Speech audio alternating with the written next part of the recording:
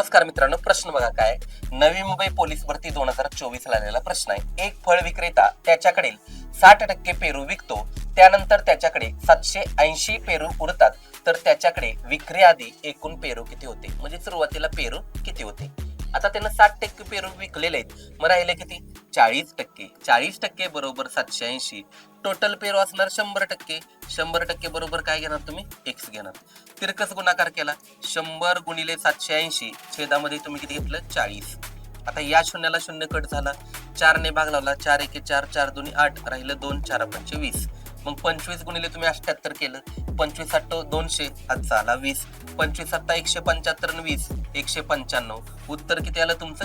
1950. आता same question मी तुम्हाला सर्वांना दिले. एका विक्रेत्यानं काय केलं? 15%, किती? 15% पेरू विकलं, तेव्हा त्याच्याजवळ किती पेरू शिल्लक उरलं? 1275 शिल्लक उरले.